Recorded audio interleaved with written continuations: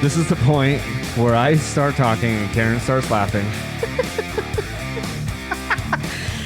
I have a good reason for laughing this time. Why?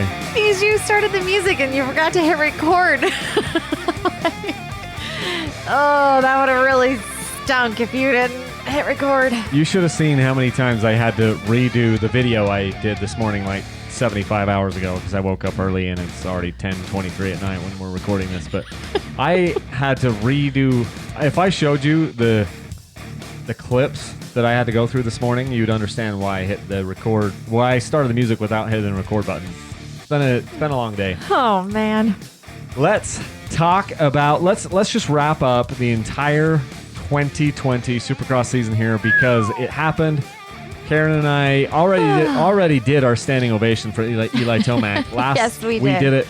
With the awkward claps. I'm sorry these podcasts don't get out like super timely, and it's because we have 4 kids, I guess, and there's so much going on. And even tonight, it was like, do we even have the energy to do this? I was the one that brought it up. I'm all, are we doing this or what? Okay. I guess we're doing it. It's not that I don't want to do it. It just there's a million thousand things that we've got going on all the time, and it's hard to find the time. But it was super fun to watch the race. We watched the race on Sunday. None of you guys will hear this until Thursday. Everyone already knows what happened, and you've already listened to 25 other podcasts and everything about it. And in this you podcast, you don't need to listen anymore. Just turn this off. In this podcast, what we're really going to do is tell you something you haven't heard before. And that's all we've ever done in this podcast. We're just going to tell you what we think. And that's why it still matters and it's still relevant, because here's what we think about what happened. But I will say that I was just telling Karen, we were just kind of going back and reviewing some of the racing. And I just have to say that a major change needs to happen with Supercross. And that is, we've got to blow up this whole East-West 250 thing. No more showdown. And no. What I'm saying is, these showdown races where you do have the 250 East class and the 250 West class come together, you realize something. Like a light bulb goes off in your mind and you're going, the fact that we don't have this every week is stupid. Well, that's what I'm saying. Like, no more showdown. Like, just all together from the get-go. All the time. Yeah. All together, all the time. Yeah. You know, it's an outdated thing where it's like, say antiquated? I did. Wow. It's an antiquated model where they're like, Your these diction is 250 so these impressive. 250 riders can't afford to travel their cross country. And it's like, these 250 the good ones can.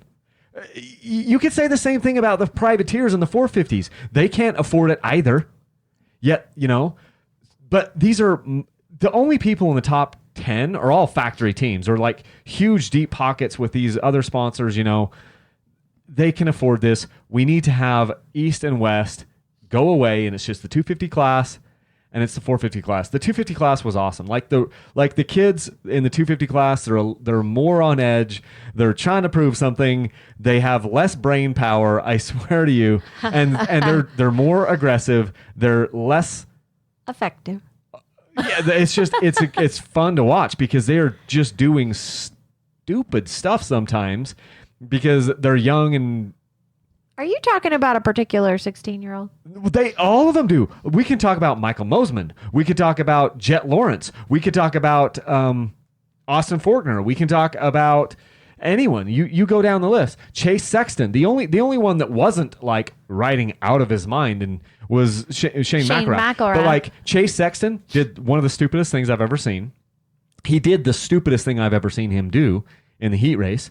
Michael Mosman was crazy. Dylan Ferrandis had a bad night. Jet Lawrence is always riding with his hair on fire. Like he's gonna do a front flip and a back flip and a whip out every lap.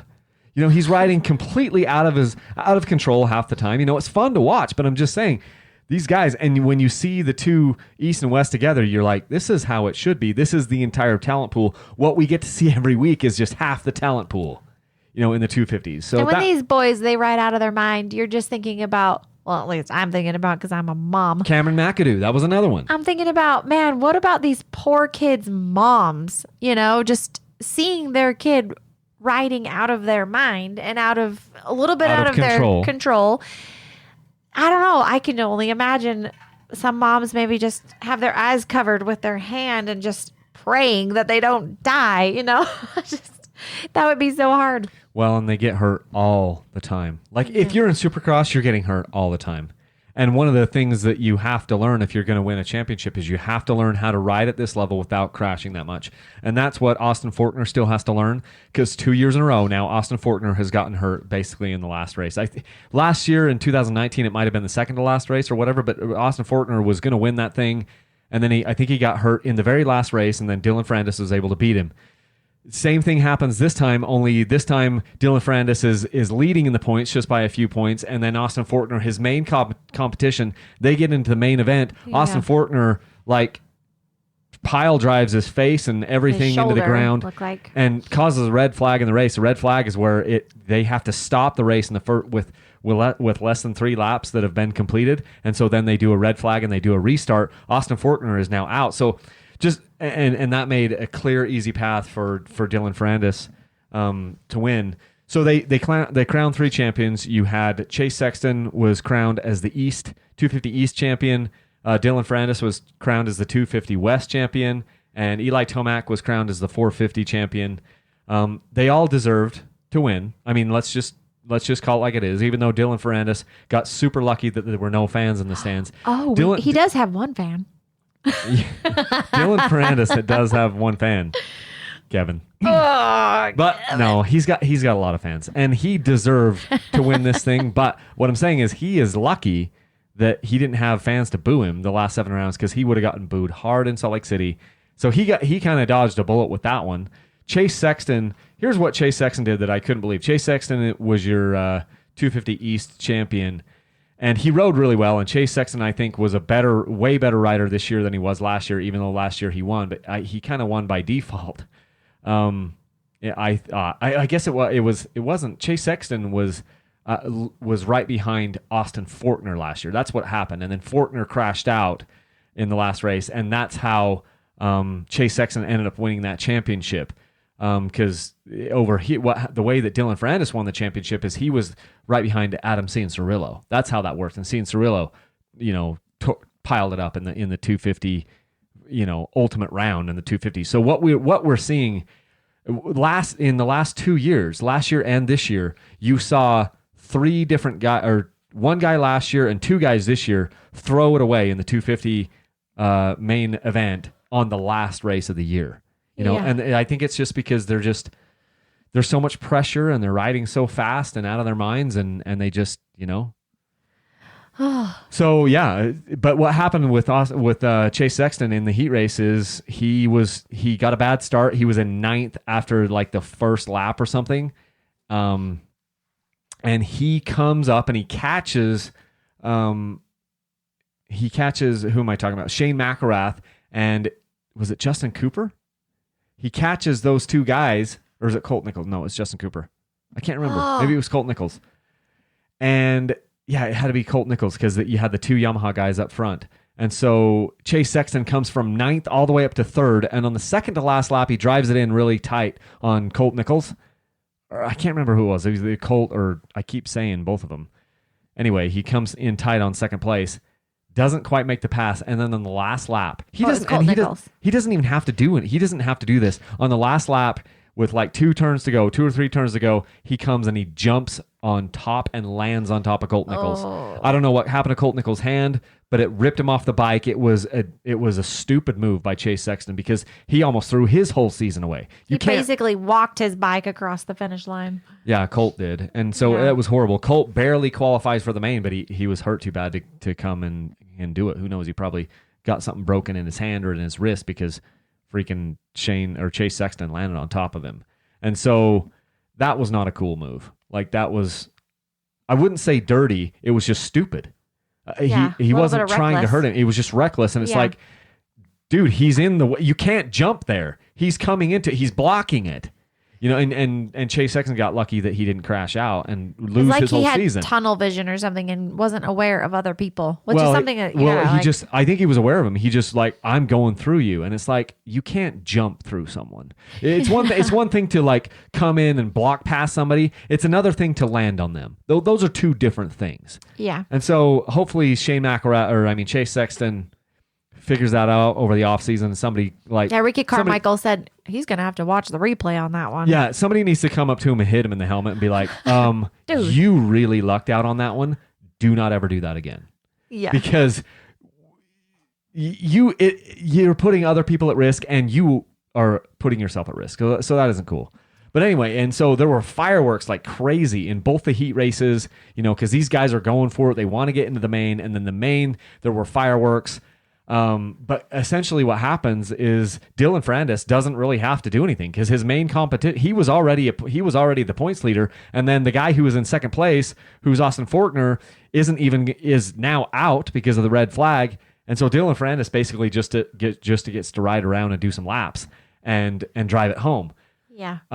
Which is a super comfortable place to be when you think about it, because it's not all coming down to the wire. Yeah. And then Chase Sexton, he gets a gift in that restart because he was buried in the pack with the restart. Shane McElrath was one that kind of got hosed on it because Shane McElrath was out in front both times, and like up there in the lead. And then Chase Sexton finally passes McElrath, and McElrath knows that he has to beat Chase, and Chase has to finish like fourth or worse in order for McElrath to win. And I think that Chase Sexton was just a little bit concerned that McElrath was going to try to pull something and hit him from behind. And so Chase Sexton lets him go by, right, Karen? And then what happens? Oh, yeah. He like just turns around and just kind of almost stops and lets McElrath by. Not really, but it looked kind of like it. He did. And then they played a game of cat and mouse for a second, and then passing each other. And oh, man, the interview afterwards kind of rubbed us a little bit wrong with Chase Sexton, but because he said, McElrath wanted to play some games, but whatever. And that kind of pissed me off because no, Chase, you were the one playing the games. You were the one that let McElrath get past you because he was worried that McElrath might try to do something. Well, okay, so you let him by you. You were the one that started the game. And then because McElrath wasn't going to play that game, then you had to then end the game by passing him. And kudos to Chase. He ended up passing him, and he just laid the wood. He did pull away. He laid the wood on Shane McElrath, and so that was good. And so he was your winner last night, and he was the winner of Where did lay the series. wood come about anyway? I don't know. Side note. Squirrel. I don't know. But yeah, so it was a good race. It was a good season, and super anticlimactic for the West because Dylan Ferrandis, all he had to do was ride around and get that win. So let's move on to the 450s. The 450s, here was my favorite thing about what happened in the 450 race. Zach Osborne won. Zach Osborne got his first 450 win of his career. I hope he has many more, but he's old enough. He probably won't have a ton more, but I'd like to see him get, several more. We are Zacho fans. Because even though it's only his second year in the 450s, he's older than anyone else who's ever won a title. In fact, it's probable that I think Eli Tomac is the oldest guy to ever win a championship. He's the only guy to ever win a championship when he had a baby. It just goes to show you that this sport is so demanding and it requires you to be so selfish is not the right word I want to use, but I can't think of another one, like self-centered. You have to be so self-centered and so self-absorbed. I know these are things that sound really negative, but I'm not meaning them in a negative way. It's just your work and your job and your training has to be the sole focus of your life if you're going to be at the top level. And Eli Tomac is the first one to do it while he had a kid, and he should have done it 2-3 years ago, but he didn't. And then this one, it just so happened that he had a baby a month ago or something, and now he's this champion. And so he's done something that no one else did, and it just shows you that this is really hard to do. And I mean, hopefully he comes back, but can he repeat? I don't know. What do you think, Karen? Can he repeat it next year? I don't know. Or what would you do? Would you just retire? I I don't know that he's going to retire, but I don't know. There is a couple of guys, Cooper Webb, right under him that if he's all in and all well, he's going to be hard to beat. If Cooper Webb would have been well at the beginning of the season, Eli Tomac gets beat again.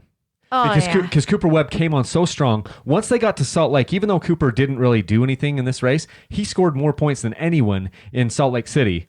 Maybe after that last round, for the 6 rounds they had up until this last round, Cooper Webb had scored more points than anyone. He was coming on strong. If he came into the season strong instead of like completely like on his deathbed, I think he wins this season. Well, that's how Tomac was the last few years. You know, kind of a crappy start to the season, and then he's got to like make up all these points. You know, he's done that a couple of times, that Tomac. Which is why Tomac didn't win in those other ones. And then Cooper had that same type of deal. Only Tomac didn't win because he was sick. He just didn't win because he wasn't consistent. He forgot how to pick up his bike. He'd have a couple rounds where he just sucked. 16th place, 12th place. And you can't do that. And to his credit, he cleaned all that up and he was able to, figure that out. And so he won the championship and kudos to him. I mean, it was his best year because of that. It wasn't the funnest year to watch him, but he put it all together, and I think it was super awesome to see. I was really interested because we knew he was going to win, barring some crazy thing. And I asked Karen the morning of the race, "Are we going to see like a new side of Tomac? Is he going to was he going to cry at the end? Is he going to like pull a Zach Osborne where he just lets all the emotion out?" We had a family council about how Tomac is going to respond. I thought it was so funny. Everyone had their opinion, and my opinion was what happened.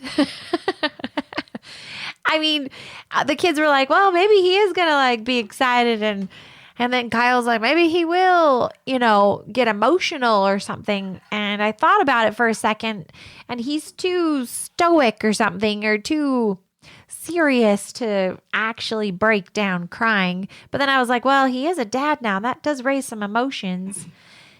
But, was it NBC that was covering it? So we didn't get to see all of the post interviews, which I wish we could have. But we did just But now. we did, yes. But that day, and so it was more of a woo, is what he said.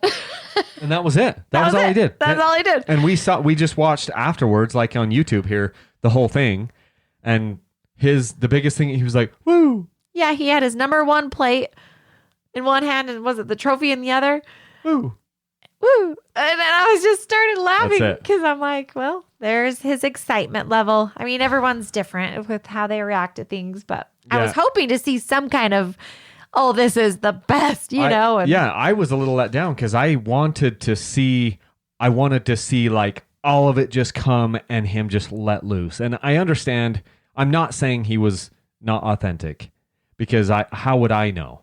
But I was disappointed that we didn't get to like peel back, because basically what I've seen from Tomac over the last 5 years is he's a robot.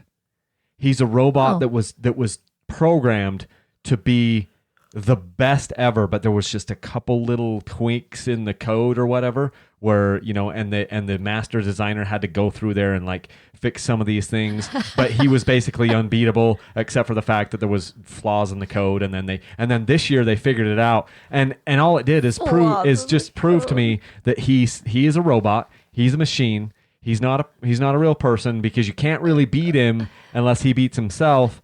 And he didn't show any emotion. I was just a little disappointed. I wanted him to just all of a sudden break down and show us that he was real. What he did post-race that was the most real thing that I've heard out of him, and maybe Tomac and I would be really good friends. Like, maybe part of the reason why I can't understand him is because we're like the same person or something, And so I look at him and I'm like, it doesn't make any sense to me. But he said, Will Christian asked him, like, all these wins and all this stuff, what are you feeling right now? And he said, for a while there, I was wondering if this was getting out of reach, because so much had passed. I had done so many things, and I'd gotten so close so many times, but couldn't get it. And he's like, I was wondering if it was out of reach. You don't really want to say that, is what he said. And so it was the first time he got a little vulnerable. And the code, there was a weakness in the code. And he's like, I don't know. For a while I wondered if it was out of reach. Yeah. And that was the most Well, that would be a human- natural thing for him to say or Sure. to feel. And that was the most that's the most human thing that I maybe have heard him say, and I just wanted a little bit more. Yeah. You know, I wanted him to crack the shell a little bit more, but I hey, know. he won the sucker. He deserved it. We did the standing O for Tomac last week, but I'll give him one more.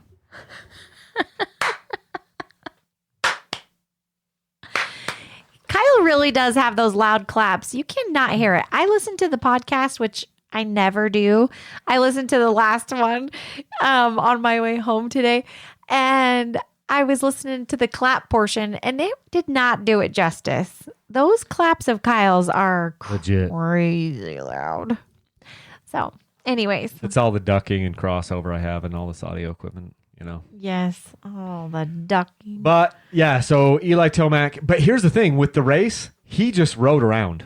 He didn't get the best start. He was kind of buried.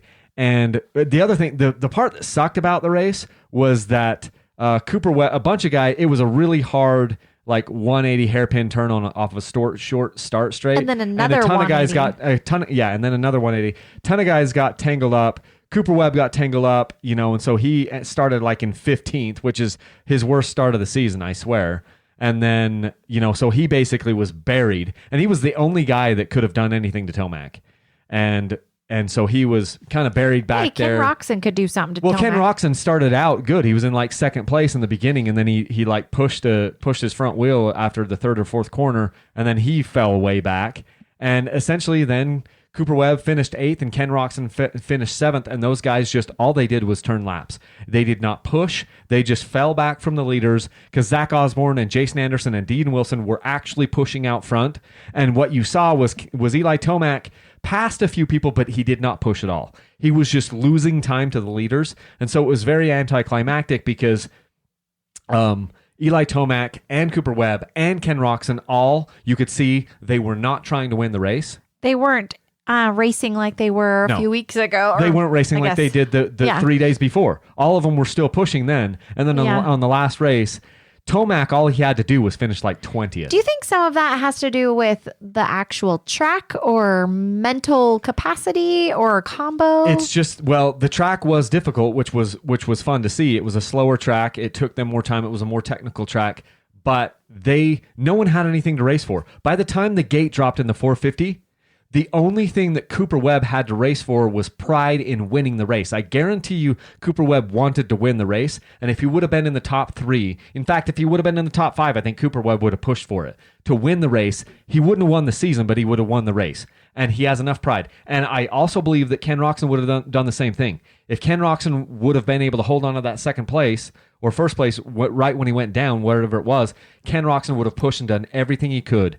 But once he went down and like everyone passed him. At that point, it was like, dude, let's just get home. Let's just get home healthy because I've got nothing to race for right now. We got the outdoor series coming I'm up. not going to pass these 17 people. I'm not going to make up 12 seconds on this track. And same thing with Cooper Webb. It was like, freak, I'm in 15th place now. It's a tough track, I know, because I've already gone through the heat race. I've gone through the qualifying and everything and the practice. This is not the track to pass 15 people on. And I don't have anything to gain here. Nothing to gain. Yeah. I can push as hard as I want and maybe get up to third. Third does nothing for me.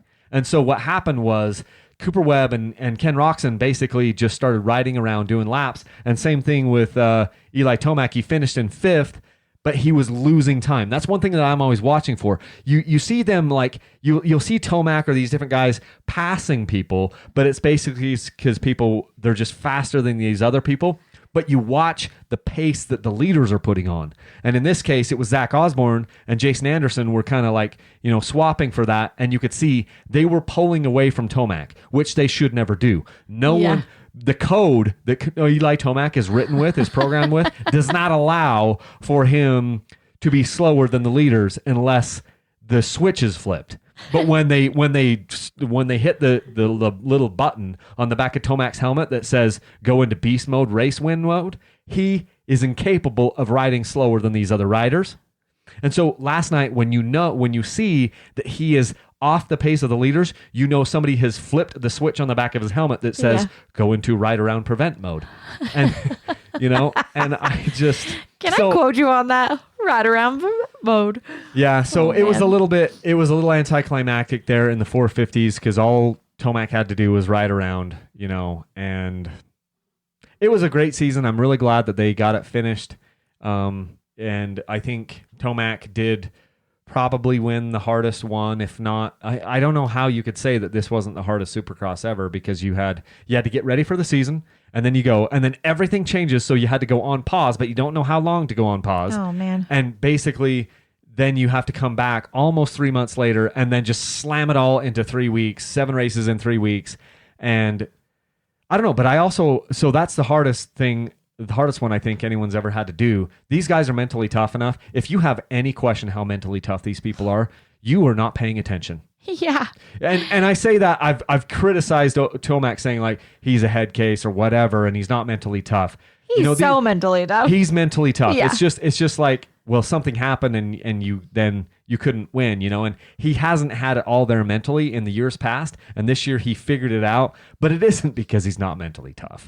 And so he wouldn't be where he's at if he wasn't mentally tough. If I've ever said Eli Tomac didn't win because he's not mentally tough enough, I guess what I would say is put it in context of who else we're talking about. Eli Tomac is probably twice as mentally tough as me, but if you put him up against like what has happened with even, Ryan Dungey and Cooper Webb, those guys in those moments were tougher and more consistent than Eli Tomac was. They've got Alden Baker. But then this year, Eli Tomac goes out there and he proved that he's just as tough mentally as any of those guys. And I mean, look at Ken Roxon. Look at the stuff that he's had to put up with in the last 3 years with injuries and everything else. And now this year with his health and his breathing and all this stuff, and he's still out there laying it down and winning races when he shouldn't be, when he shouldn't even have a hand. Oh. And he's out there winning races at the highest level. Yeah. And then one week he gets lapped twice because he's so sick with shingles. And then the very next week when you're like, the guy's gonna, of course he's gonna get past, he goes out there and he beats everyone. Yeah. He wins the race. And you sit there and you say, you cannot look at that and be like, well, last week he lost because it was mentally a basket case. And then the next week he comes out and then beats the out of these guys. He meant to say heck. I didn't say anything. I just said anyways. Yeah, I mean, there's no secret there that we're Ken Roxon fans around these parts. We used to not be. We used to not be. 2016, 17, we were not. We weren't haters either, though. We were worried and rooting for our Dunge man, which... He was a threat then. He was a threat. But it wasn't that we were haters. Then he got hurt and we really felt bad for him. Oh, but yeah, so I don't know. We've been through the ringer with that Ken Roxon, and we seriously root him on. That's great. Another question, though, the Chad Reed situation, he is saying there's a little bit of mixed messages out there if he's ending his career, if he's going to go one more round. And I think had COVID not come, there would be no question that this would have been his last one. But in his interview this last weekend, he said something like, this ending on Father's Day week would be a great one to end on, or day. It was Father's Day, right? Yeah, because he had his one of the best races of the season. It was like what did he finish? Top. I've got that over here somewhere. He finished 10th. 10th. He finished 10th, which might have been his best finish of the year. Yeah. Which, Well, and then he also has a couple of children who want to start racing and thinking that he'll shift over to worrying about his kids. And that's what he said. I can't remember exactly how he worded it, but he was talking about how, ending it on Father's Day and so I can focus on my kids. And I think that's a great place to be. I mean, if you are Chad Reed and you've got kids, that's your dad. Of course, you're going to have some benefits there of learning how and the ropes and the ins and outs and different training techniques and whatnot. And so, yeah, I wish Chad Reed all the best, even though he almost hit me when I was pregnant on a bike. Yeah, he did. We've already told that story. So I'm looking at the clock. I'm going, it's 10:52, and I've got to get up at like 5:45. That's a wrap, folks. And I still have to produce this and put it out tonight. But I do thank you, Karen, for coming down here and doing these podcasts with me.